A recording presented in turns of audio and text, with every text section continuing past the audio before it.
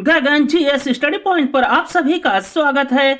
आज की क्लास में दोस्तों हम लोग भारतीय संविधान से कुछ इंपॉर्टेंट क्वेश्चन को पढ़ेंगे वन लाइनर के फॉर्म में, जो कि यूपीएसआई 2025, यूपी होमगार्ड और यूपी पुलिस के साथ साथ अन्य सभी एग्जाम्स के लिए इंपॉर्टेंट है। तो आप सभी लोग इस क्लास को ध्यान से और पूरा देखिएगा और आप लोग गगन जीएस स्टडी पॉइंट चैनल को सब्सक्राइब भी जरूर करिएगा दोस्तों। तो आइए शुरू करते हैं आज की क्लास।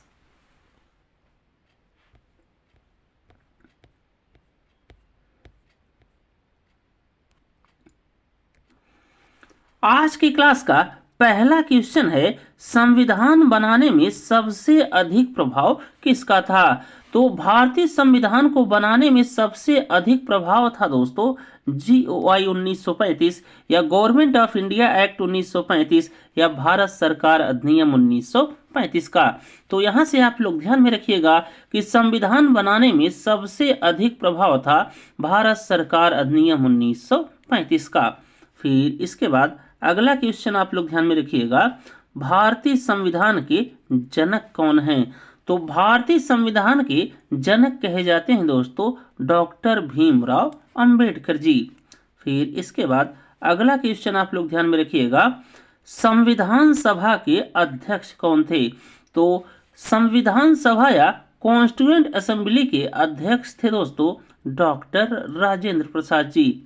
फिर इसके बाद अगला क्वेश्चन आप लोग ध्यान में रखिएगा, संविधान कब अंगीकृत हुआ? तो भारतीय संविधान अंगीकृत हुआ दोस्तों 26 नवंबर 1949 को।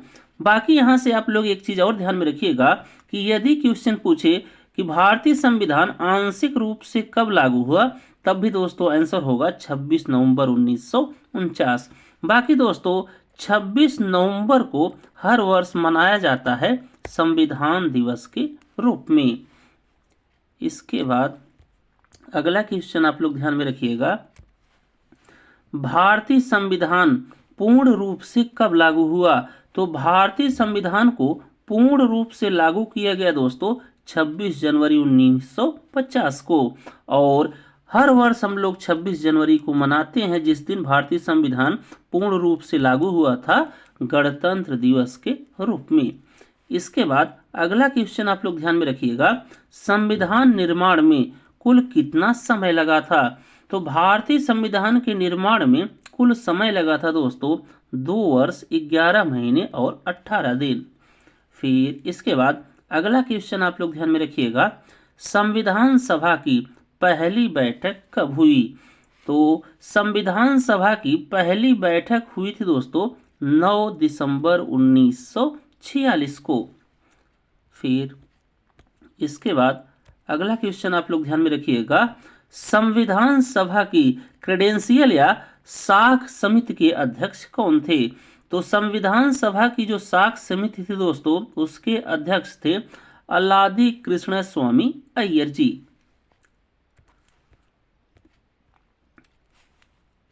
इसके बाद अगला क्वेश्चन आप लोग ध्यान में रखिएगा, संविधान सभा के कुल सदस्य कितने थे दोस्तों भारत और पाकिस्तान के बंटवारे से पहले? तो संविधान सभा के कुल सदस्य थे दोस्तों 389, जिसमें 296 दोस्तों ब्रिटिश प्रांतों से थे और 93 देशी रियासतों या प्रिंसली स्टेट्स के थे। तो ये बात आप लोग ध्यान में रखिएगा कि संविधान सभा के कुल सदस्य थे भारत पाकिस्तान के बंटवारे से पहले 389, जिसमें 296 ब्रिटिश प्रांतों से और 93 प्रिंसली स्टेट्स या देशी रियासतों से। फिर इसके बाद अगला क्वेश्चन आप लोग ध्यान में रखिएगा, उद्देश्य प्रस्ताव या ऑब्जेक्टिव रेजोल्यूशन किसने प्रस्तुत किया? तो उद्देश्य प्रस्ताव को दोस्तों प्रस्तुत किया गया जवाहरलाल नेहरू जी के द्वारा 13 दिसंबर 1946 को। फिर इसके बाद अगला क्वेश्चन आप लोग ध्यान में रखिएगा कि संविधान दिवस कब मनाया जाता है? तो संविधान दिवस मनाया जाता है 26 नवंबर को। इसके बाद अगला क्वेश्चन है, संविधान सभा के संवैधानिक सलाहकार कौन थे? तो संविधान सभा के संवैधानिक सलाहकार थे दोस्तों BN राव जी। फिर नेक्स्ट क्वेश्चन है, संविधान सभा में महिला सदस्यों की संख्या कितनी थी? ये बहुत इंपॉर्टेंट है दोस्तों, बहुत बार एग्जाम में आया है। तो संविधान सभा में महिला सदस्यों की संख्या थी दोस्तों 15।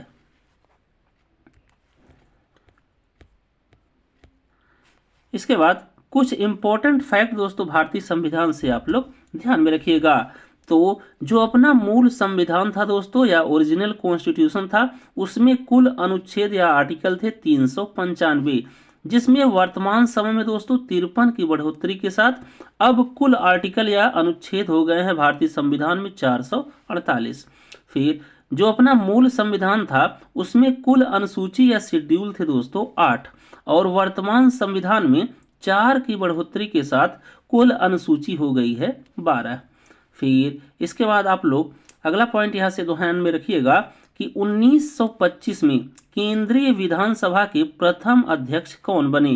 तो 1925 में केंद्रीय विधानसभा के पहले अध्यक्ष बने थे दोस्तों विट्ठल भाई पटेल जी। फिर अगला पॉइंट यहाँ से आप लोग ध्यान में रखिएगा, संविधान सभा द्वारा प्रतीक या मुहर के रूप में अपनाया गया।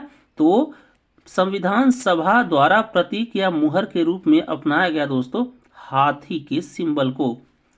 फिर इसके बाद अगला पॉइंट यहां से आप लोग ध्यान में रखिएगा कि संवैधानिक सलाहकार दोस्तों या कानूनी सलाहकार संविधान सभा के कौन थे? तो वो थे दोस्तों सर BN राव। और संविधान सभा के सचिव थे दोस्तों HVR अयंगर। और संविधान सभा के प्रारूपकार या ड्राफ्टर थे दोस्तों LN मुखर्जी जी। तो यहाँ से आप लोग ध्यान में रखिएगा कि संविधान सभा के संवैधानिक सलाहकार या कानूनी सलाहकार थे सर BN रॉय, और संविधान सभा के सचिव थे HVR अयंगर, और संविधान सभा के प्रारूपकार थे LN मुखर्जी। फिर इसके बाद आप लोग ध्यान में रखिएगा कि मूल संविधान के लेखन या कॉलिग्राफर थे प्रेम बिहारी नारायण रायजादा, जिन्होंने दोस्तों संविधान का लेखन किया इटैलिक शैली में। और संविधान का दोस्तों जो अपना मूल संविधान था उसका सौंदर्यीकरण किया गया मदन लाल बोस और राम मनोहर सिन्हा के द्वारा। फिर इसके बाद आप लोग ध्यान में रखिएगा कि मूल संविधान के हिंदी संस्करण का सुलेखन किया गया वसंत कृष्ण वैद्य जी के द्वारा। फिर इसके बाद अगला क्वेश्चन आप लोग ध्यान में रखिएगा, प्रस्तावना संविधान का क्या है? तो प्रस्तावना को दोस्तों भारतीय संविधान की आत्मा या सोल कहा जाता है। लेकिन दोस्तों एक चीज आप लोग यहाँ पर ध्यान में रखिएगा कि भीमराव अंबेडकर जी के अनुसार या अकॉर्डिंग टू भीमराव अंबेडकर संविधान की जो आत्मा है वो कहा गया अनुच्छेद 32 को, जिसके अंतर्गत आता है संवैधानिक अधिकारों का उपचार या राइट टू कॉन्स्टिट्यूशनल रेमेडीज। तो ये बात आप लोग ध्यान में रखिएगा कि वैसे प्रस्तावना या प्रियम्बल को संविधान की आत्मा कहा गया है, लेकिन भीमराव अंबेडकर जी के अनुसार संविधान की आत्मा है अनुच्छेद 32 के अंतर्गत जो है संवैधानिक अधिकारों का उपचार या राइट टू कॉन्स्टिट्यूशनल रेमेडीज। फिर इसके बाद अगला क्वेश्चन आप लोग ध्यान में रखिएगा, प्रस्तावना में कितने आदर्श हैं?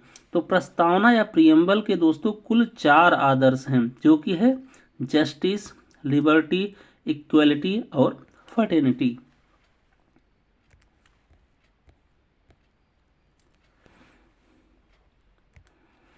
इसके बाद अगला क्वेश्चन है, समाजवादी शब्द कब जोड़ा गया भारतीय संविधान की प्रियम्बल या प्रस्तावना में?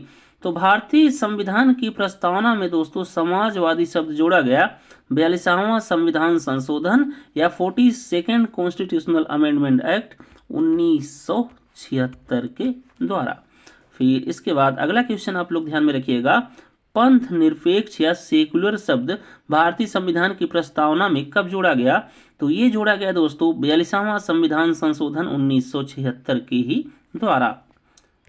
फिर अगला क्वेश्चन आप लोग ध्यान में रखिएगा, भारत किस प्रकार का राज्य है? तो भारत दोस्तों संपूर्ण प्रभुत्व संपन्न गणराज्य है। फिर इसके बाद अगला क्वेश्चन है, भारतीय संविधान किस प्रकार का है?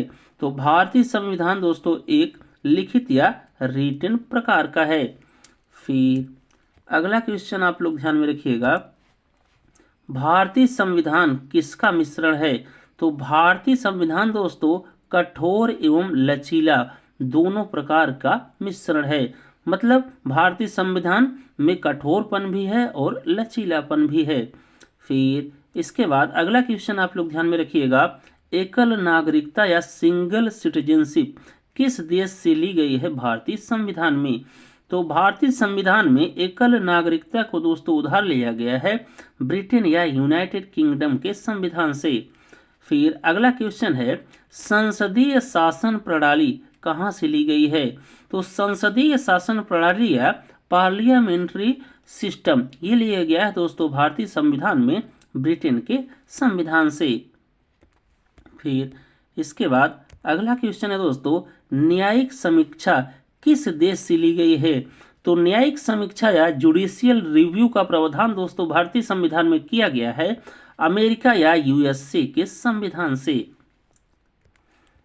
इसके बाद अगला क्वेश्चन आप लोग ध्यान में रखिएगा, भारतीय संविधान में संविधान संशोधन को किस अनुच्छेद में दिया गया है?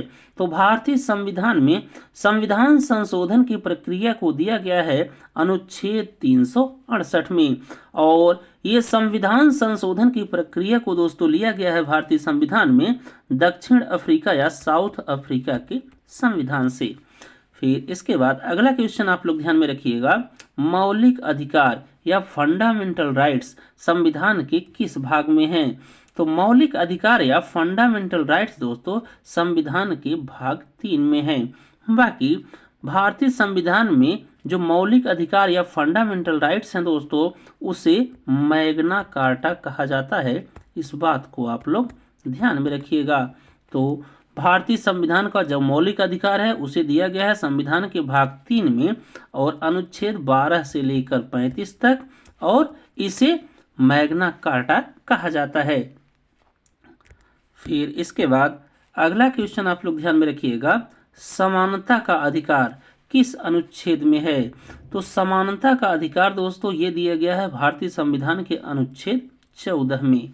फिर इसके बाद अगला क्वेश्चन आप लोग ध्यान में रखिएगा, अस्पृश्यता का अंत किस अनुच्छेद में है?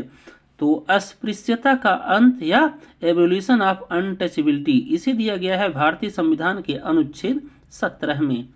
फिर इसके बाद अगला क्वेश्चन आप लोग ध्यान में रखिएगा, उपाधियों का अंत किस अनुच्छेद में है? तो उपाधियों का अंत या एबोल्यूशन ऑफ टाइटल्स इसे दिया गया है दोस्तों भारतीय संविधान के अनुच्छेद 18 में। फिर इसके बाद अगला क्वेश्चन आप लोग ध्यान में रखिएगा, स्वतंत्रता का अधिकार किस अनुच्छेद में है? तो स्वतंत्रता का अधिकार या राइट टू फ्रीडम ये दिया गया है दोस्तों भारतीय संविधान के अनुच्छेद 19 से लेकर 22 तक।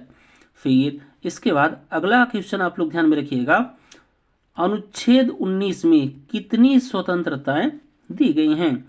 तो अनुच्छेद 19 के अंतर्गत दोस्तों कुल 6 प्रकार की स्वतंत्रताएं या फ्रीडम दी गई हैं। फिर इसके बाद अगला क्वेश्चन आप लोग ध्यान में रखिएगा, जीवन और व्यक्तिगत स्वतंत्रता को भारतीय संविधान के किस अनुच्छेद में दिया गया है? तो जीवन और व्यक्तिगत स्वतंत्रता को दोस्तों भारतीय संविधान में दिया गया है अनुच्छेद 21 के अंतर्गत। फिर इसके बाद अगला क्वेश्चन आप लोग ध्यान में रखिएगा, शिक्षा का अधिकार या राइट टू एजुकेशन इसे भारतीय संविधान के किस अनुच्छेद में दिया गया है?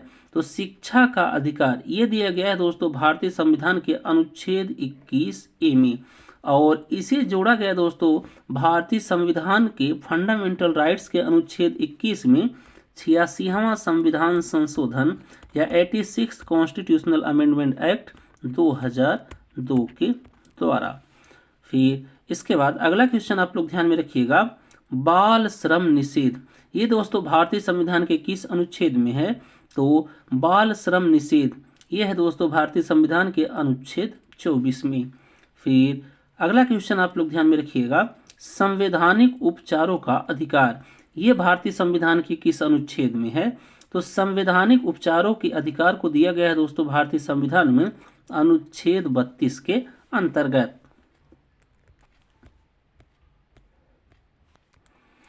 इसके बाद आप लोग फंडामेंटल राइट्स या मौलिक अधिकारों से कुछ और इम्पोर्टेंट पॉइंट ध्यान में रखिएगा। तो इसमें सबसे पहला पॉइंट आप लोग यह ध्यान में रखिएगा कि फंडामेंटल राइट या मौलिक अधिकार असीमित या अनन्य या एब्सोल्यूट या एक्सक्लूसिव नहीं होती, राज्यों के द्वारा इन पर उचित प्रतिबंध लगाया जा सकता है। तो यहाँ से आप लोग ध्यान में रखिएगा कि फंडामेंटल राइट्स एक्सक्लूसिव या एब्सोल्यूट नहीं होते, राज्यों या स्टेट्स के द्वारा इन पर रीजनेबल रिस्ट्रिक्शन लगाया जा सकता है। फिर इसके बाद फंडामेंटल राइट्स दोस्तों कुछ और इम्पोर्टेंट आर्टिकल आप लोग ध्यान में रखिएगा। तो इसमें सबसे पहले है अनुच्छेद या आर्टिकल 15 और इसमें है धर्म, जाति, नस्ल, लिंग या जन्म स्थान के आधार पर भेदभाव से निषेध, या आर्टिकल 15 धर्म, जाति, नस्ल, लिंग, जन्म स्थान के आधार पर भेदभाव को निषेध करता है।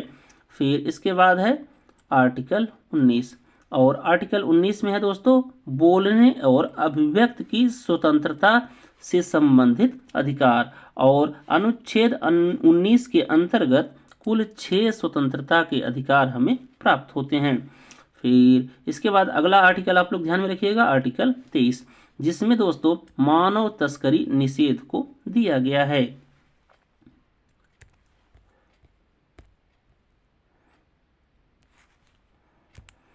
इसके बाद अगला पॉइंट आप लोग फंडामेंटल राइट्स से ध्यान में रखिएगा कि जो अपना मूल संविधान या जो अपना ओरिजिनल कॉन्स्टिट्यूशन था उसमें दोस्तों कुल 7 मूल अधिकार प्राप्त थे, लेकिन वर्तमान संविधान में कुल 6 मौलिक अधिकार या फंडामेंटल राइट्स प्राप्त हैं, क्योंकि जो छठा मौलिक अधिकार था संपत्ति का अधिकार, जिसे दिया गया था अनुच्छेद 31 में, उसे दोस्तों 44वां संविधान संशोधन 1978 के द्वारा समाप्त करके कर दिया गया लीगल राइट्स या कानूनी अधिकार, और इसे जोड़ा गया संविधान के भाग 12 में और आर्टिकल 300A में।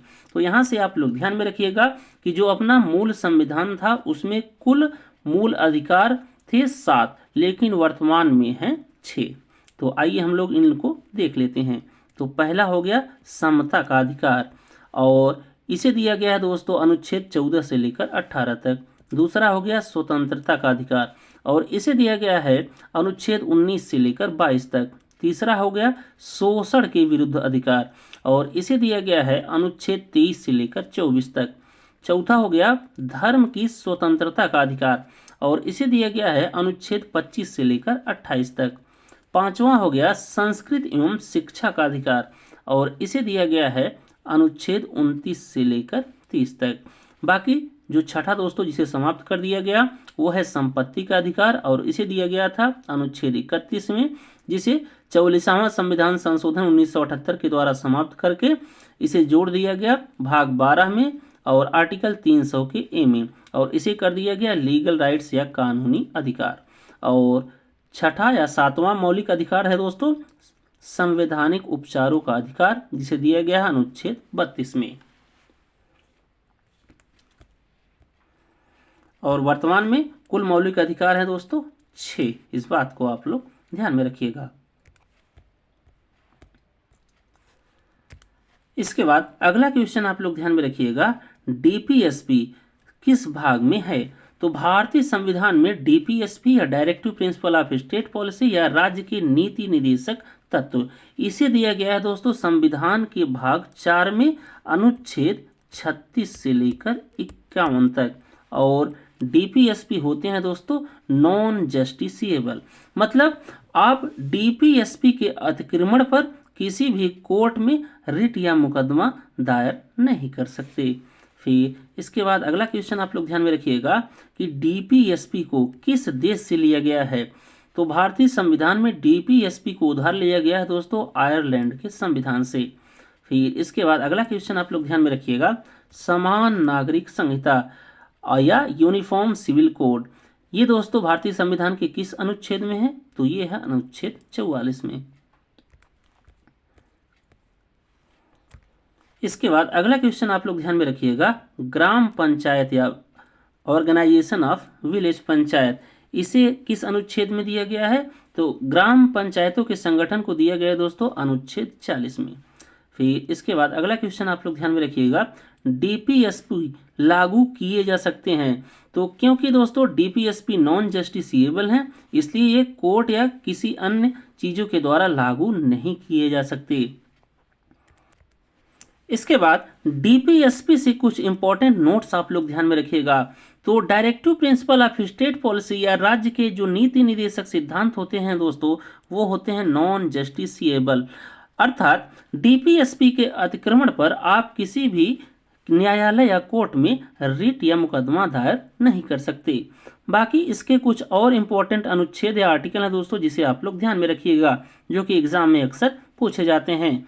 तो इसमें सबसे पहला अनुच्छेद आप लोग ध्यान में रखिएगा, अनुच्छेद 49, और डीपीएसपी के अनुच्छेद 49 से दोस्तों ऐतिहासिक महत्व वाली वस्तुओं, स्थानों एवं स्मारकों का संरक्षण अनिवार्य कर दिया गया।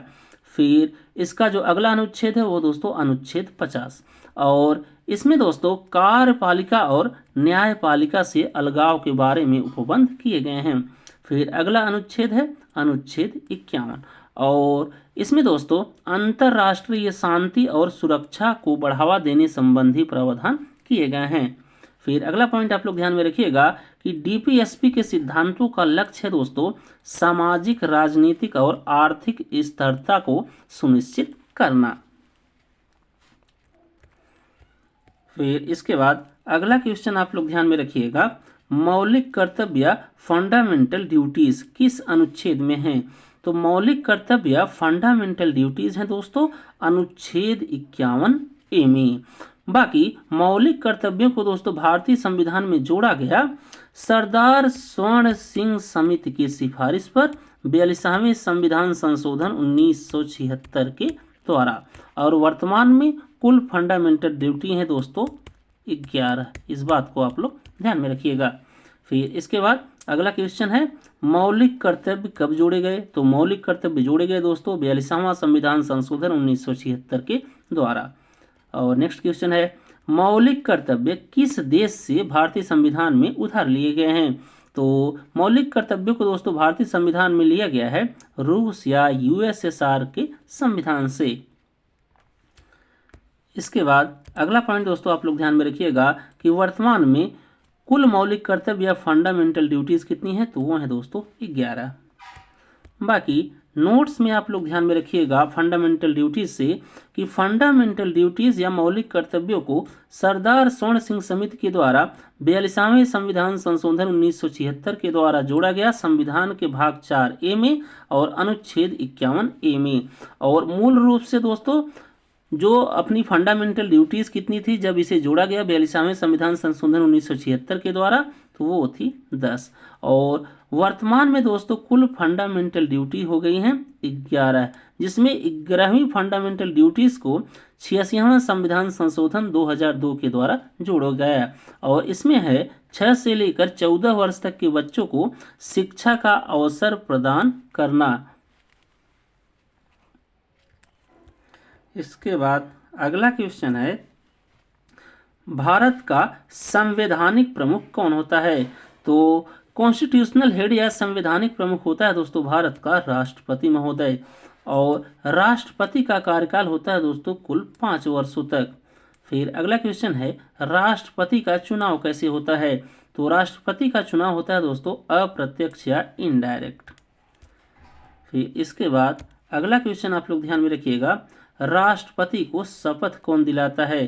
तो राष्ट्रपति को शपथ दोस्तों मुख्य न्यायाधीश या चीफ जस्टिस ऑफ इंडिया दिलाते हैं। तो इस क्वेश्चन को आप लोग ध्यान में रखिएगा कि भारत के राष्ट्रपति को शपथ कौन दिलाता है? तो भारत के राष्ट्रपति को भारत के मुख्य न्यायाधीश या चीफ जस्टिस ऑफ इंडिया शपथ दिलाते हैं। फिर अगला क्वेश्चन है, क्षमा दान की जो राष्ट्रपति की शक्ति है उसे किस अनुच्छेद में दिया गया है भारतीय संविधान में? तो भारतीय संविधान में जो राष्ट्रपति के क्षमा दान की शक्ति है उसे दिया गया है अनुच्छेद 72 में। इसके बाद अगला पॉइंट दोस्तों यहाँ से आप लोग ध्यान में रखिएगा कि भारत के सशस्त्र बलों के सर्वोच्च कमांडर होते हैं भारत के राष्ट्रपति महोदय।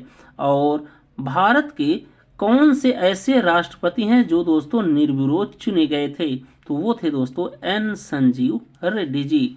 फिर अगला पॉइंट राष्ट्रपति से आप लोग ध्यान में रखिएगा कि कौन से व्यक्ति उपराष्ट्रपति बने बिना सीधे राष्ट्रपति बन गए थे? तो वो भी थे नीलम संजीव रेड्डी जी। फिर इसके बाद अगला पॉइंट दोस्तों आप लोग ध्यान में रखिएगा कि एक व्यक्ति कितनी बार भारत का राष्ट्रपति निर्वाचित हो सकता है? तो इसकी दोस्तों कोई सीमा नहीं है, वो कितनी भी बार भारत का राष्ट्रपति निर्वाचित हो सकता है। फिर अगला क्वेश्चन आप लोग ध्यान में रखिएगा, या अगला पॉइंट आप लोग ध्यान में रखिएगा कि उपराष्ट्रपति पद के लिए उम्मीदवार की न्यूनतम आयु कितनी होनी चाहिए? तो चाहे दोस्तों राष्ट्रपति हो, चाहे उपराष्ट्रपति हो, चाहे राज्यों के राज्यपाल हो, उनकी जो न्यूनतम आयु होनी चाहिए वो होनी चाहिए 35 वर्ष। फिर इसके बाद अगला पॉइंट या क्वेश्चन आप लोग ध्यान में रखिएगा कि मौलिक अधिकारों को निलंबित करने की शक्ति किसके पास है? तो वो है दोस्तों भारत की राष्ट्रपति के पास।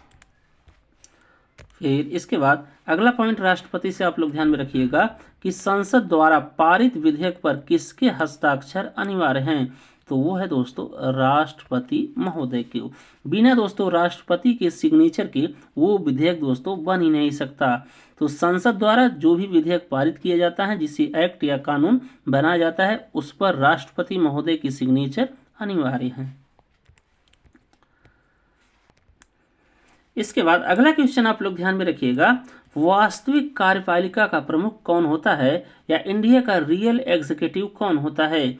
तो यहां से दोस्तों आप लोग ध्यान में रखिएगा कि जो इंडिया का वास्तविक कार्यपालिका का प्रमुख या रियल एग्जीक्यूटिव होता है वो होता है भारत के प्रधानमंत्री या प्राइम मिनिस्टर ऑफ इंडिया।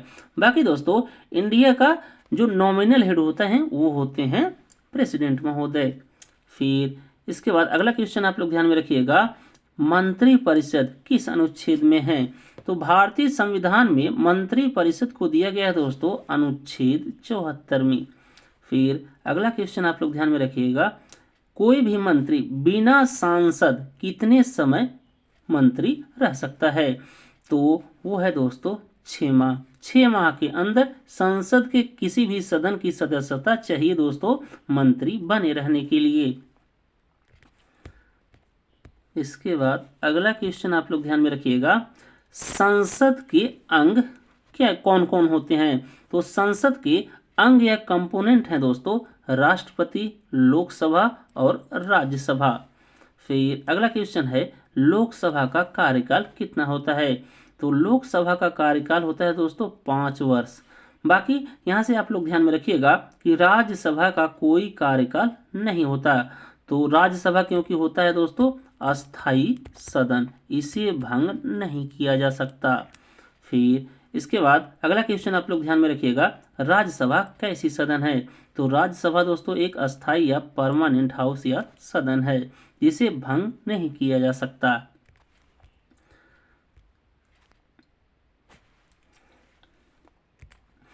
इसके बाद अगला क्वेश्चन आप लोग ध्यान में रखिएगा, धन विधेयक या मनी बिल कहाँ पेश होता है? तो धन विधेयक या मनी बिल को दोस्तों पेश किया जा सकता है या इंट्रोड्यूस किया जा सकता है सिर्फ और सिर्फ लोकसभा में। बाकी दोस्तों एक चीज भूल गए आप लोग ध्यान में रखिएगा कि जो लोकसभा होता है पार्लियामेंट या संसद का, वो होता है दोस्तों निम्न सदन या लोअर हाउस, और जो राज्यसभा होता है पार्लियामेंट का वो होता है अपर हाउस या उच्च सदन। फिर इसके बाद आप लोग संसद से कुछ इंपॉर्टेंट पॉइंट और ध्यान में रखिएगा। तो इसमें पहला पॉइंट आप लोग ध्यान में रखिएगा, संसद के किसी सदन की सीट कब रिक्त घोषित की जा सकती है? तो संसद के किसी भी सदन, चाहे वो लोकसभा हो चाहे राज्यसभा हो, उसकी सीट को रिक्त घोषित किया जा सकता है यदि सदस्य बिना अनुमति 60 दिन तक अनुपस्थित रहे। तो यहाँ से आप लोग ध्यान में रखिएगा कि संसद के किसी भी सदन, चाहे वो लोकसभा हो चाहे राज्यसभा हो, उसकी सीट में दोस्तों उसकी सीट को रिक्त घोषित किया जा सकता है यदि संबंधित सदन का जो सदस्य है वो बिना अनुमति के 60 दिन तक अनुपस्थित रहे। फिर अगला पॉइंट यहाँ से आप लोग ध्यान में रखिएगा कि मंत्रिपरिषद सामूहिक रूप से जिम्मेदार होता है किसके प्रति? तो जो मंत्रिपरिषद होता है वो सामूहिक रूप से जिम्मेदार होता है लोकसभा के प्रति। फिर इसके बाद अगला पॉइंट आप लोग ध्यान में रखिएगा कि संसद के दोनों सदनों की जो संयुक्त बैठक होती है वो प्रावधान कहाँ से लिया गया है? तो संसद के दोनों सदनों की संयुक्त बैठक या ज्वाइंट सिटिंग का जो प्रावधान है वो लिया गया है दोस्तों भारतीय संविधान में ऑस्ट्रेलिया के संविधान से। फिर अगला पॉइंट आप लोग ध्यान में रखिएगा, वित्त विधेयक को संसद में पेश होने के बाद 75 दिनों के भीतर पारित किया जाना अनिवार्य होता है। इसके बाद आप लोग कुछ मुख्यमंत्री या चीफ मिनिस्टर से जो अनुच्छेद है दोस्तों वो ध्यान में रखिएगा, जो कि इंपॉर्टेंट है, एग्जाम में पूछे जाते हैं।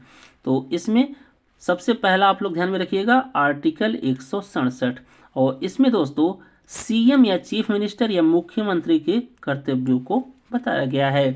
फिर अगला है अनुच्छेद 164, और इसमें दोस्तों सीएम या चीफ मिनिस्टर या मुख्यमंत्री की नियुक्ति राज्यपाल महोदय के द्वारा की जाती है, ये प्रावधान किया गया है।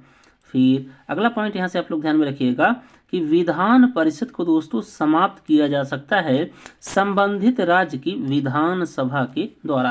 अर्थात दोस्तों जिस राज्य विधानमंडल में विधानसभा और विधान परिषद दोनों हैं वहाँ की जो विधान परिषद है उसे दोस्तों समाप्त किया जाता है संबंधित राज्य की विधानसभा के द्वारा।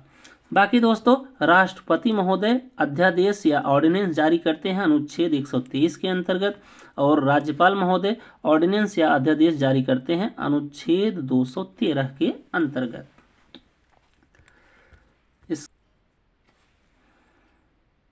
इसके बाद दोस्तों आप लोग भारतीय न्यायपालिका से कुछ इंपॉर्टेंट पॉइंट्स या क्वेश्चन ध्यान में रखिएगा। तो इसमें सबसे पहला पॉइंट आप लोग ध्यान में रखिएगा कि उच्च न्यायालय या हाई कोर्ट के अधिकार क्षेत्र को बढ़ाने के लिए कौन अधिकृत होता है? तो वो होता है दोस्तों भारतीय संसद या पार्लियामेंट। ये दोस्तों किसी भी हाई कोर्ट के अधिकार क्षेत्र को कम या ज़्यादा कर सकती है। फिर अगला क्वेश्चन या पॉइंट आप लोग यहाँ से ध्यान में रखिएगा कि उच्च न्यायालय या हाई कोर्ट के न्यायाधीश को शपथ कौन दिलाता है? तो उच्च न्यायालय या हाई कोर्ट के जो न्यायाधीश एवं जो चीफ जस्टिस या मुख्य न्यायाधीश होते हैं उनको दोस्तों शपथ संबंधित राज्य के जो राज्यपाल महोदय होते हैं वो दिलाते हैं। फिर अगला क्वेश्चन आप लोग ध्यान में रखिएगा कि उच्च न्यायालय के न्यायाधीश अपना इस्तीफा किसे दे सकते हैं? तो उच्च न्यायालय के जो न्यायाधीश होते हैं दोस्तों वो अपना रेजिग्नेशन या इस्तीफा दे सकते हैं भारत के राष्ट्रपति महोदय को। फिर अगला क्वेश्चन आप लोग ध्यान में रखिएगा कि सर्वोच्च न्यायालय या सुप्रीम कोर्ट किस अनुच्छेद में है दोस्तों? तो सर्वोच्च न्यायालय या सुप्रीम कोर्ट को दिया गया है भारतीय संविधान के अनुच्छेद 124 के अंतर्गत। बाकी दोस्तों सर्वोच्च न्यायालय या सुप्रीम कोर्ट की स्थापना हुई थी 28 जनवरी 1925 में। और एक चीज़ दोस्तों आप लोग यहाँ पर ध्यान में रखिएगा नोट्स में कि सुप्रीम कोर्ट दोस्तों रिट जारी करता है, या सुप्रीम कोर्ट की जो रिट जारी करने की शक्ति है उसे दिया गया है अनुच्छेद 32 में। और हाई कोर्ट में दोस्तों जो रिट जारी करने की शक्ति को दी गई है वो दिया गया है अनुच्छेद 226 के अंतर्गत। फिर इसके बाद अगला क्वेश्चन आप लोग ध्यान में रखिएगा कि जो सुप्रीम कोर्ट के चीफ जस्टिस या सुप्रीम कोर्ट के जो मुख्य न्यायाधीश होते हैं, या जो भारत के चीफ जस्टिस या भारत के जो मुख्य न्यायाधीश होते हैं उनकी नियुक्ति कौन करता है या उनका अपॉइंटमेंट कौन करता है? तो भारत के जो मुख्य न्यायाधीश होते हैं या सुप्रीम कोर्ट के जो मुख्य न्यायाधीश होते हैं उनकी नियुक्ति दोस्तों राष्ट्रपति के द्वारा हाई कोर्ट और सुप्रीम कोर्ट के वरिष्ठ जजों के परामर्श से किया जाता है। और ये प्रावधान दिया गया है भारतीय संविधान के अनुच्छेद 124 के 2 में। बाकी दोस्तों सुप्रीम कोर्ट के जो मुख्य न्यायाधीश या जो सीजे या चीफ जस्टिस या जो अन्य न्यायाधीश होते हैं उनको शपथ दिलाया जाता है राष्ट्रपति महोदय के द्वारा या राष्ट्रपति के द्वारा नियुक्त किसी व्यक्ति के द्वारा। फिर अगला क्वेश्चन आप लोग ध्यान में रखिएगा कि उच्च न्यायालय या हाई कोर्ट के न्यायाधीश की आयु मतलब रिटायरमेंट की आयु दोस्तों कितनी होती है? तो जो उच्च न्यायालय या हाई कोर्ट के जो न्यायाधीश होते हैं उनकी जो रिटायरमेंट की एज है दोस्तों वो है 62 वर्ष। फिर इसके बाद अगला पॉइंट दोस्तों आप लोग ध्यान में रखिएगा कि भारत का पहला हाई कोर्ट बना था कलकत्ता हाई कोर्ट 1862 में, और कलकत्ता हाई कोर्ट का जो अधिकार क्षेत्र है दोस्तों वो आता है अंडमान और निकोबार आइलैंड या अंडमान और निकोबार द्वीप समूह तक। बाकी हाई कोर्ट फंडामेंटल राइट के अतिक्रमण पर रिट जारी करता है दोस्तों 226 अनुच्छेद के अंतर्गत। फिर इसके बाद अगला अनुच्छेद आप लोग ध्यान में रखिएगा कि सुप्रीम कोर्ट के जो न्यायाधीश हैं उनकी जो रिटायरमेंट एज है दोस्तों वो है 65 वर्ष। बाकी दोस्तों नोट्स में आप लोग ध्यान में रखिएगा कि वर्तमान समय में भारत में कुल हाई कोर्ट हैं दोस्तों 25, जिसमें 1862 में दोस्तों सबसे पहले 3 हाई कोर्ट बने। पहला बना कलकत्ता हाई कोर्ट, फिर बना बॉम्बे हाई कोर्ट, फिर उसके बाद बना मद्रास हाई कोर्ट, फिर 1866 में दोस्तों बना था अपना इलाहाबाद हाई कोर्ट। इस बात को आप लोग ध्यान में रखिएगा। फिर अगला क्वेश्चन है निर्वाचन आयोग किस अनुच्छेद में है? तो निर्वाचन आयोग को दिया गया है भारतीय संविधान के अनुच्छेद 324 में। तो यहाँ से दोस्तों आप लोग ध्यान में रखिएगा कि निर्वाचन आयोग या इलेक्शन कमीशन को दिया गया है भारतीय संविधान के पार्ट या भाग 15 में और आर्टिकल या अनुच्छेद 324 से लेकर 329 तक। फिर इसके बाद अगला क्वेश्चन आप लोग ध्यान में रखिएगा कि जो मतदान की आयु है वो दोस्तों वर्तमान में कितनी है? तो वो है 18 वर्ष। और यहाँ पर दोस्तों किया गया था 61वां संविधान संशोधन 1989, जिसके द्वारा पहले मतदान की उम्र होती थी दोस्तों 21 वर्ष। तो 21 वर्ष से घटाकर 18 वर्ष कर दी गई मतदान की आयु 61वें संविधान संशोधन 1989 के द्वारा। फिर इसके बाद अगला क्वेश्चन आप लोग ध्यान में रखिएगा कि पहले मुख्य चुनाव आयुक्त कौन थे? तो वो थे दोस्तों सुकुमार सेन जी। फिर अगला क्वेश्चन आप लोग ध्यान में रखिएगा कि ईवीएम या इलेक्ट्रॉनिक वोटिंग मशीन का प्रयोग पहली बार भारत में कब हुआ? तो ईवीएम का प्रयोग दोस्तों भारत में पहली बार हुआ 1982 में गोवा में।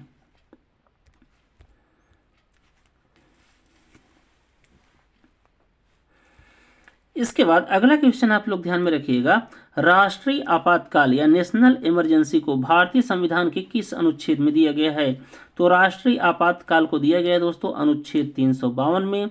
राष्ट्रपति शासन या राज्य आपातकाल को दिया गया है अनुच्छेद 356 में। और वित्तीय आपातकाल या फाइनेंशियल इमरजेंसी को दिया गया है भारतीय संविधान के अनुच्छेद 360 में।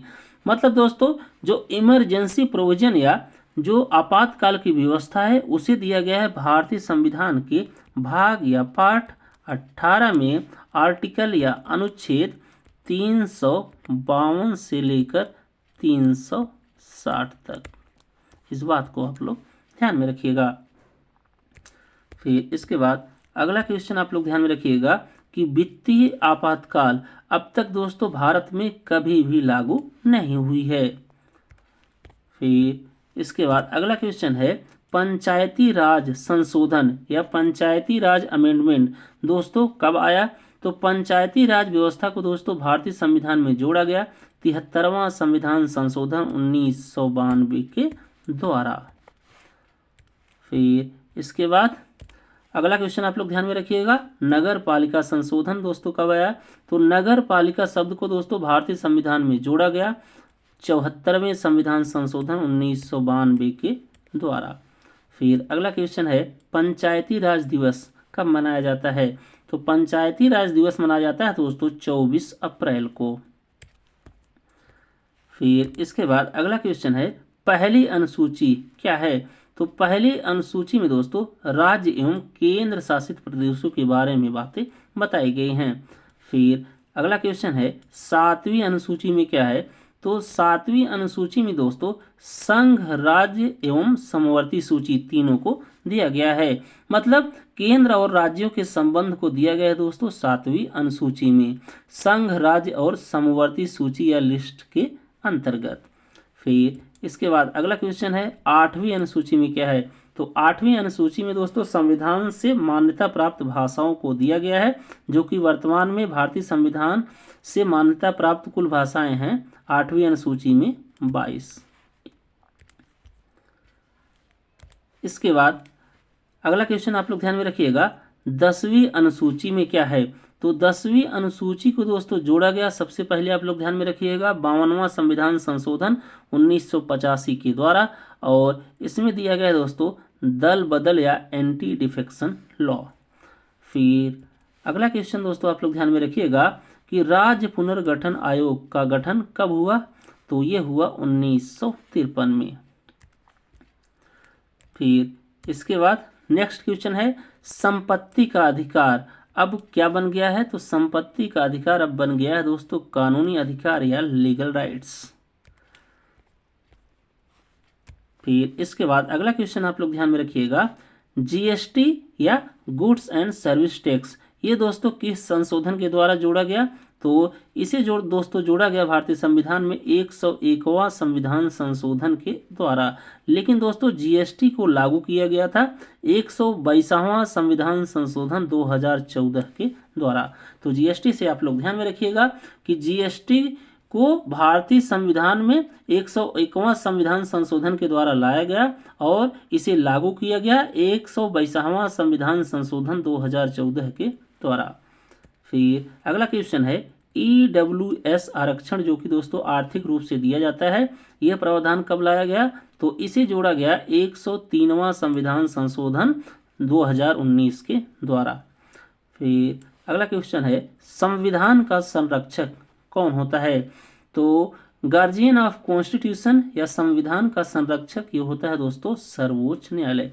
बाकी दोस्तों आप लोग यहाँ पर ध्यान में रखिएगा कि गार्जियन ऑफ फंडामेंटल राइट ये भी होता है सर्वोच्च न्यायालय या सुप्रीम कोर्ट। इसके बाद अगला क्वेश्चन है भारत के पहले राष्ट्रपति कौन थे। तो भारत के पहले राष्ट्रपति थे दोस्तों डॉक्टर राजेंद्र प्रसाद जी। फिर अगला क्वेश्चन है भारत के पहले उपराष्ट्रपति कौन थे। तो भारत के पहले उपराष्ट्रपति थे दोस्तों डॉक्टर सर्वपल्ली राधाकृष्णन। और यहाँ से दोस्तों एक चीज़ आप लोग ध्यान में रखिएगा कि जो भारत के उपराष्ट्रपति होते हैं वो दोस्तों राज्यसभा के सभापति या राज्यसभा के पदेन अधिकारी भी होते हैं। फिर इसके बाद अगला क्वेश्चन आप लोग ध्यान में रखिएगा कि भाषाई आधार पर बनने वाला पहला राज्य कौन सा था भारत का। तो वो था दोस्तों आंध्र प्रदेश, जिसका गठन हुआ 1 अक्टूबर 1953 को। फिर अगला है लोकतंत्र में चौथा स्तंभ किसे कहा जाता है। तो लोकतंत्र में चौथा स्तंभ है दोस्तों मीडिया। फिर अगला है लक्षद्वीप का नाम किस वर्ष बदला गया। तो लक्षद्वीप का नाम दोस्तों बदला गया 1953 में। फिर अगला है उत्तराखंड का नाम किस वर्ष बदला गया। तो ये बदला गया दोस्तों 2007 में। फिर इसके बाद अगला क्वेश्चन आप लोग ध्यान में रखिएगा लोकसभा के अध्यक्ष को क्या कहा जाता है। तो लोकसभा के अध्यक्ष को कहा जाता है दोस्तों लोकसभा अध्यक्ष या लोकसभा के स्पीकर।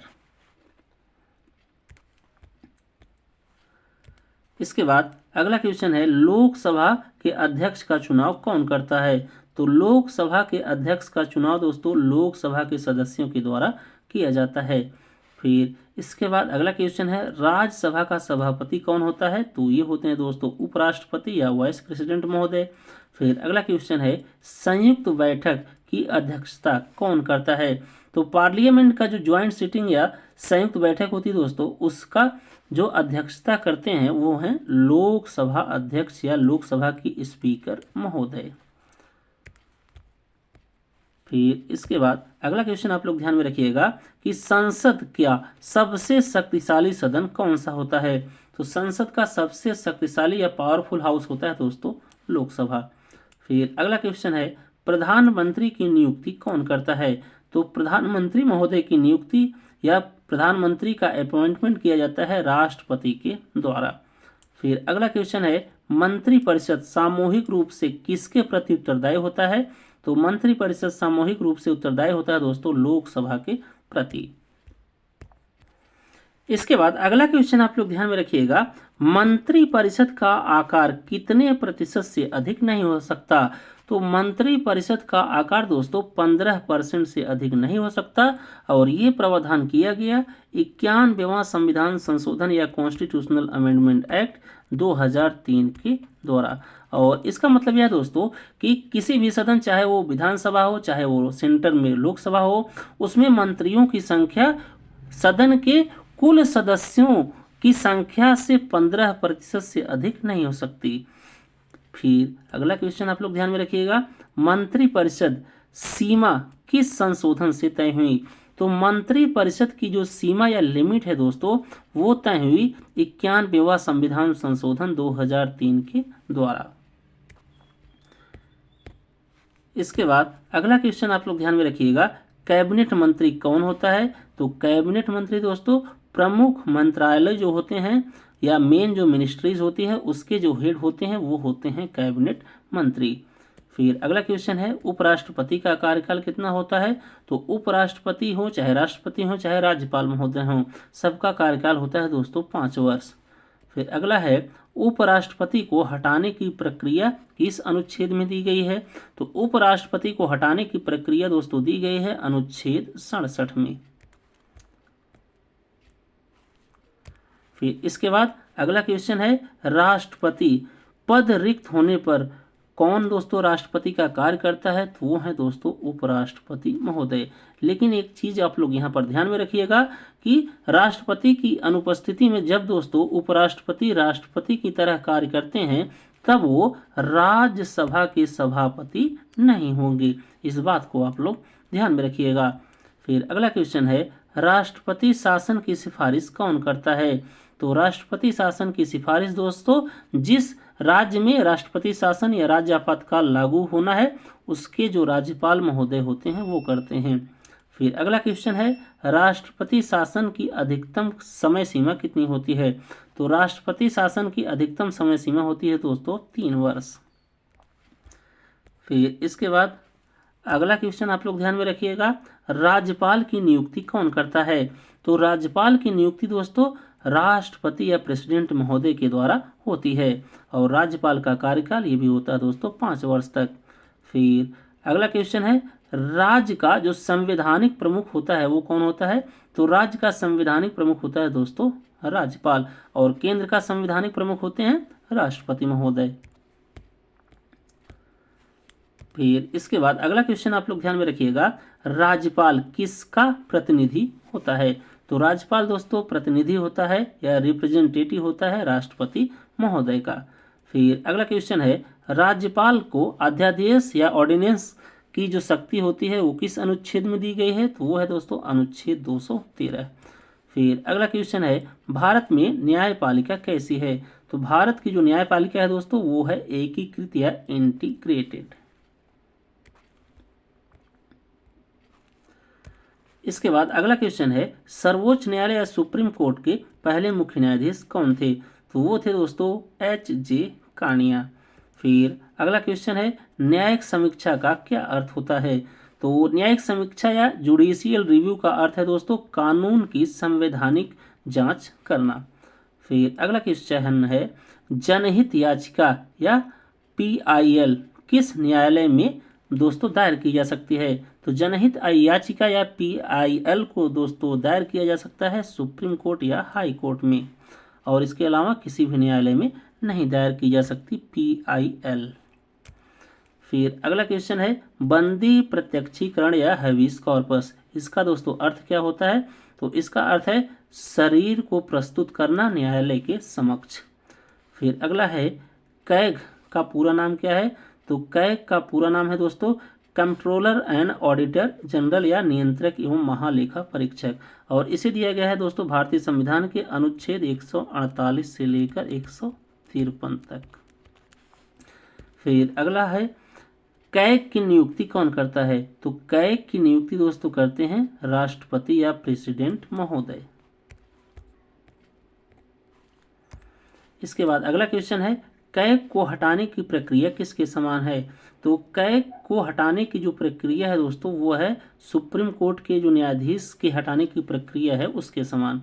फिर अगला है, अटॉर्नी जनरल किस अनुच्छेद में है? तो भारतीय संविधान के अनुच्छेद 76 में दिया गया है अटॉर्नी जनरल या भारत के महान्यायवादी को।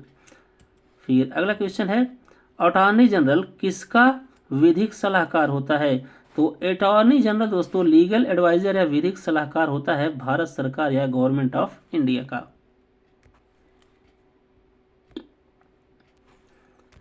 इसके बाद अगला क्वेश्चन है, राष्ट्रपति का चुनाव कैसे होता है? तो राष्ट्रपति का चुनाव होता है दोस्तों अप्रत्यक्ष या इनडायरेक्ट रूप से। फिर अगला क्वेश्चन है, राष्ट्रपति चुनाव में मत प्रणाली क्या होती है? तो राष्ट्रपति चुनाव में मत प्रणाली या वोटिंग सिस्टम होता है दोस्तों एकल संक्रमणीय मत पद्धति या सिंगल ट्रांसफरेबल वोट सिस्टम। तो यहाँ से आप लोग ध्यान में रखिएगा कि राष्ट्रपति चुनाव में मत प्रणाली या वोटिंग सिस्टम होता है एकल संक्रमणीय मत पद्धति या सिंगल ट्रांसफरेबल वोटिंग सिस्टम।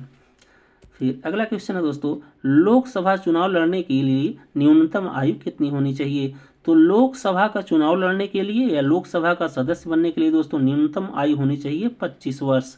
और दोस्तों राज्यसभा का सदस्य बनने के लिए न्यूनतम आयु कितनी होनी चाहिए? तो वो होनी चाहिए 30 वर्ष। इस बात को आप लोग ध्यान में रखिएगा। इसके बाद राज्यसभा का चुनाव लड़ने के लिए राज्यसभा का सदस्य बनने के लिए न्यूनतम आयु होनी चाहिए दोस्तों 30 वर्ष। फिर अगला क्वेश्चन है, चुनाव आयोग में कितने सदस्य हो सकते हैं? तो चुनाव आयोग में दोस्तों एक या एक से अधिक सदस्य हो सकते हैं।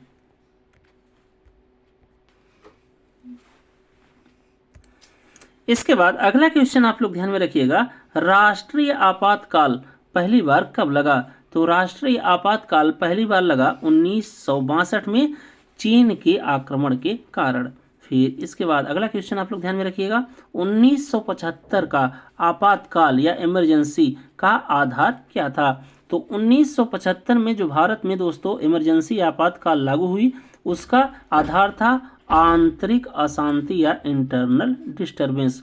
बाकी दोस्तों यहाँ पर आप लोग ध्यान में रखिएगा कि ये जो आपातकाल का पहले बेस हुआ करता था आंतरिक अशांति या इंटरनल डिस्टरबेंस, इसे दोस्तों बदलकर 44वें संविधान संशोधन या 44th कॉन्स्टिट्यूशनल अमेंडमेंट एक्ट 1978 से दोस्तों आंतरिक अशांति को चेंज करके अब कर दिया गया आर्म रिबेलियन या सशस्त्र विद्रोह। इस बात को आप लोग ध्यान में रखिएगा। तो आंतरिक अशांति को दोस्तों 44वें संविधान संशोधन 1978 के द्वारा चेंज करके कर दिया गया सशस्त्र विद्रोह या आर्म्ड रिबेलियन। फिर अगला क्वेश्चन आप लोग ध्यान में रखिएगा कि आपातकाल में कौन सा अधिकार निलंबित नहीं होता? तो आपातकाल में दोस्तों दो जो फंडामेंटल राइट्स या अधिकार होते हैं वो निलंबित नहीं हो सकते, जो कि आते हैं अनुच्छेद 20 और 21 के अंतर्गत। फिर इसके बाद अगला क्वेश्चन है, वित्तीय आपातकाल अब तक कितनी बार लागू हुए? तो वित्तीय आपातकाल दोस्तों या फाइनेंशियल इमरजेंसी अब तक कभी भी लागू नहीं हुई है। फिर अगला क्वेश्चन है, राष्ट्रपति शासन का दूसरा नाम क्या है? तो राष्ट्रपति शासन को ही दोस्तों राज्य आपातकाल कहा जाता है।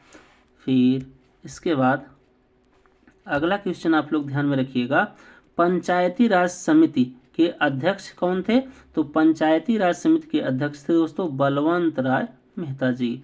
और इसके बाद अगला क्वेश्चन आप लोग ध्यान में रखिएगा, पंचायती राज में कितने स्तर होते हैं? तो पंचायती राज में होते हैं दोस्तों कुल 3 स्तर।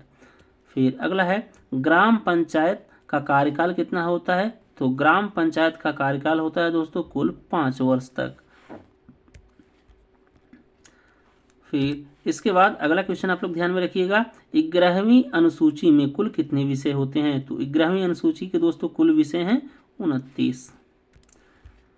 फिर अगला क्वेश्चन है, नगर पालिकाओं से संबंधित अनुसूची कौन है? तो नगर पालिकाओं से संबंधित अनुसूची है दोस्तों 12वीं, और 12वीं अनुसूची में कुल विषय हैं 18। फिर इसके बाद अगला क्वेश्चन है दूसरी अनुसूची किससे संबंधित है? तो दूसरी अनुसूची में दोस्तों जो मेन पोस्ट या जो मुख्य पद हैं उनके वेतन और भत्ते के बारे में बताया गया है। तो सैलरी एंड अलाउंस के बारे में बताया गया है, जो मेन पोस्ट होती हैं भारत में उसको अनुसूची नंबर 2 में। फिर अगला है तीसरी अनुसूची में क्या है? तो तीसरी अनुसूची में दोस्तों मुख्य पद या मेन जो पोस्ट होती है उनके शपथ या ओथ के बारे में बताया गया है। फिर इसके बाद चौथी अनुसूची में क्या है? तो चौथी अनुसूची में दोस्तों राज्यसभा की सीटों के बारे में बताया गया है। तो राज्यसभा की सीटों को दिया गया है चौथी अनुसूची के अंतर्गत। फिर इसके बाद अगला है नवीं अनुसूची का उद्देश्य क्या है? तो नवीं अनुसूची का उद्देश्य दोस्तों भूमि सुधार संरक्षण, और इस अनुसूची को दोस्तों जोड़ा गया फर्स्ट या पहले संविधान संशोधन या कॉन्स्टिट्यूशनल अमेंडमेंट एक्ट 1951 के द्वारा। फिर अगला क्वेश्चन आप लोग ध्यान में रखिएगा, नवी अनुसूची को कब जोड़ा गया? तो इसे जोड़ा गया दोस्तों पहले संविधान संशोधन 1951 के द्वारा। फिर इसके बाद अगला क्वेश्चन है सबसे अधिक संशोधन वाला संविधान कौन सा है? तो भारतीय संविधान में दोस्तों अब तक सबसे अधिक बार संशोधन किया जा चुका है, और भारतीय संविधान में दोस्तों अब तक कुल संशोधन किए गए हैं 105।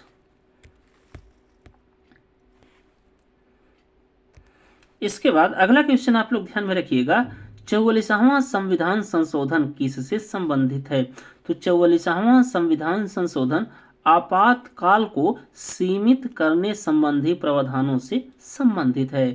फिर अगला क्वेश्चन है 52वां संविधान संशोधन, ये दोस्तों किससे संबंधित है? तो 52वां संविधान संशोधन दल बदल या एंटी डिफेक्शन लॉ से संबंधित है। फिर अगला है 86वां संविधान संशोधन, ये किससे संबंधित है? तो 86वां संविधान संशोधन शिक्षा का अधिकार या राइट टू एजुकेशन से संबंधित है। इसके बाद अगला क्वेश्चन आप लोग ध्यान में रखिएगा, भारत की राजकीय भाषा क्या है? तो भारत की राजकीय भाषा है दोस्तों हिंदी। फिर अगला क्वेश्चन है संघ की राजभाषा को किस अनुच्छेद में दिया गया है? तो भारतीय संविधान के अनुच्छेद 343 में दिया गया है संघ की राजभाषा जो कि हिंदी है। फिर अगला है भारत का राष्ट्रीय प्रतीक क्या है? तो भारत का राष्ट्रीय प्रतीक है दोस्तों अशोक स्तंभ। फिर इसके बाद अगला क्वेश्चन है संविधान में धर्मनिरपेक्षता का अर्थ क्या है? तो संविधान में धर्मनिरपेक्षता का अर्थ है कि सभी धर्मों के प्रति समान व्यवहार। फिर अगला क्वेश्चन है समाजवाद का अर्थ क्या है दोस्तों संविधान में? तो समाजवाद का अर्थ है सामाजिक और आर्थिक न्याय। फिर इसके बाद अगला क्वेश्चन आप लोग ध्यान में रखिएगा, नागरिकता को भारतीय संविधान के किस भाग में दिया गया है? तो नागरिकता को दोस्तों भारतीय संविधान में दिया गया है भाग 2 में, और अनुच्छेद या आर्टिकल 5 से लेकर 11 तक। फिर अगला क्वेश्चन है नागरिकता प्राप्ति के कितने तरीके हैं? तो नागरिकता प्राप्ति के कुल 5 तरीके हैं। फिर अगला क्वेश्चन है भारतीय संविधान दोहरी नागरिकता प्रदान करता है या भारत में दोहरी नागरिकता का प्रावधान है? तो नहीं है। फिर इसके बाद अगला क्वेश्चन आप लोग ध्यान में रखिएगा, कितने वर्षों तक लगातार भारत से बाहर रहने पर नागरिकता समाप्त हो जाती है? तो वह है दोस्तों 7 वर्ष। अर्थात यदि आप 7 वर्ष से लगातार भारत से बाहर हैं तो आपकी नागरिकता भारत की समाप्त हो जाएगी। फिर अगला है OCI का पूरा नाम क्या है? तो OCI का पूरा नाम है दोस्तों ओवरसीज सिटीजन ऑफ इंडिया। बाकी यहाँ से आप लोग ध्यान में रखिएगा कि 2005 में नागरिकता अधिनियम 1955 में संशोधन करके भारत की विदेशी नागरिकता की शुरुआत की गई। फिर अगला क्वेश्चन है नागरिकता अधिनियम कब बना था? तो ये बना दोस्तों 1955 में। फिर इसके बाद अगला क्वेश्चन है संघ सूची में कितने विषय हैं वर्तमान में? तो संघ सूची में दोस्तों वर्तमान में है 100 विषय, और मूल जो संविधान था उसमें संघ सूची के कुल विषय थे 97। फिर अगला क्वेश्चन आप लोग ध्यान में रखिएगा, राज्य सूची में कुल कितने विषय हैं? तो राज्य सूची में दोस्तों वर्तमान समय में कुल विषय हैं 61, लेकिन ओरिजिनल कॉन्स्टिट्यूशन या मूल संविधान में कुल विषय थे 66, जिसमें से 5 विषय को दोस्तों काट कर 42वें संविधान संशोधन 1976 के द्वारा जोड़ दिया गया समवर्ती सूची या कॉन्करेंट लिस्ट में। फिर अगला क्वेश्चन आप लोग ध्यान में रखिएगा, समवर्ती सूची में कितने विषय हैं?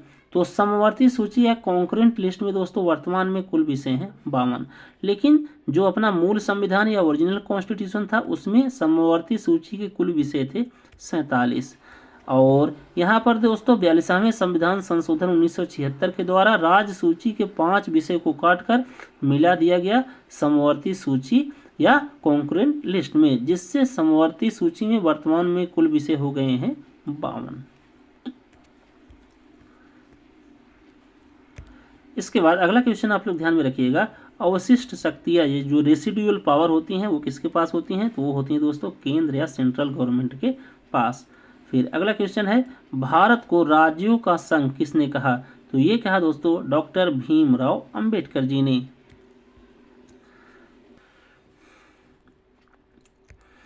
इसके बाद अगला क्वेश्चन या पॉइंट आप लोग ध्यान में रखिएगा कि राष्ट्रीय विकास परिषद के अध्यक्ष कौन होते हैं? तो राष्ट्रीय विकास परिषद के अध्यक्ष होते हैं दोस्तों वर्तमान में जो भारत के प्राइम मिनिस्टर या प्रधानमंत्री हों। तो वर्तमान में राष्ट्रीय विकास परिषद के अध्यक्ष हैं नरेंद्र मोदी जी। फिर अगला पॉइंट आप लोग ध्यान में रखिएगा कि क्षेत्रीय परिषद या जोनल काउंसिल के अध्यक्ष या चेयरमैन कौन होते हैं? तो क्षेत्रीय परिषद के अध्यक्ष होते हैं दोस्तों वर्तमान में भारत के जो होम मिनिस्टर हों वो। तो वर्तमान में क्षेत्रीय परिषद या जोनल काउंसिल के हेड हैं दोस्तों अमित शाह जी। फिर इसके बाद अगला पॉइंट आप लोग ध्यान में रखिएगा, सेबी या security and exchange board of India, या इसी को दोस्तों कहा जाता है भारतीय प्रतिभूति एवं विनिमय बोर्ड। इसको दोस्तों स्वायत्त निकाय कब बनाया गया है, ऑटोनोमस बॉडी कब बनाया गया? तो इसे बनाया गया 1992 में। बाकी दोस्तों सेबी बना था 1988 में और इसे स्टैट्यूटरी या ऑटोनोमस बॉडी या स्वायत्त निकाय बनाया गया 1992 में। फिर अगला क्वेश्चन है, वित्त आयोग किस अनुच्छेद में है? तो वित्त आयोग को दिया गया है दोस्तों अनुच्छेद 280 में। फिर इसके बाद अगला क्वेश्चन आप लोग ध्यान में रखिएगा, नीति आयोग का गठन कब हुआ? तो नीति आयोग का गठन हुआ दोस्तों 1 जनवरी 2015 को। फिर अगला क्वेश्चन है, नीति आयोग के अध्यक्ष या चेयरमैन कौन होते हैं? तो नीति आयोग के अध्यक्ष होते हैं दोस्तों वर्तमान में भारत के जो प्रधानमंत्री हों। तो वर्तमान में नीति आयोग के अध्यक्ष हैं नरेंद्र मोदी जी। फिर अगला क्वेश्चन है, यूपीएससी या यूनियन पब्लिक सर्विस कमीशन या संघ लोक सेवा आयोग को किस अनुच्छेद में दिया गया है? तो यूपीएससी को दोस्तों दिया गया है भारतीय संविधान के अनुच्छेद 315 में, और यूपीएससी या संघ लोक सेवा आयोग को दोस्तों आप लोग ध्यान में रखिएगा कि इसे दिया गया है संविधान के पार्ट या भाग 14 में अनुच्छेद या आर्टिकल 315 से लेकर 323 तक।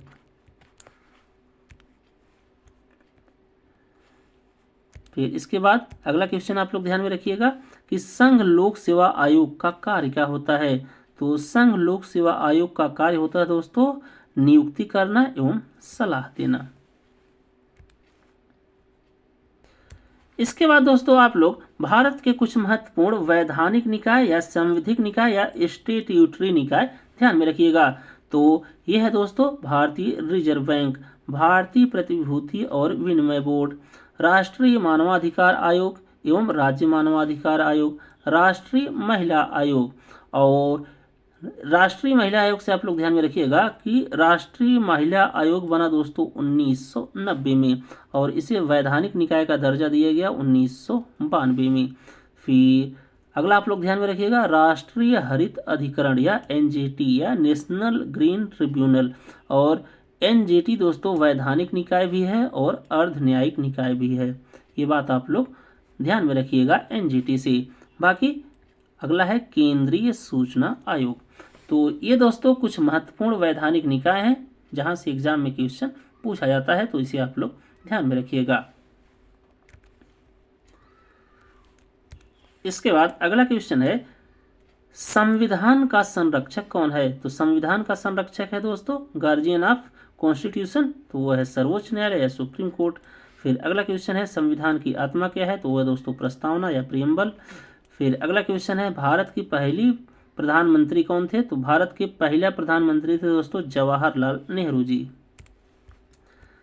फिर इसके बाद अगला क्वेश्चन है संविधान लागू करने वाले पहले राष्ट्रपति कौन थे? तो वो थे दोस्तों डॉक्टर राजेंद्र प्रसाद जी।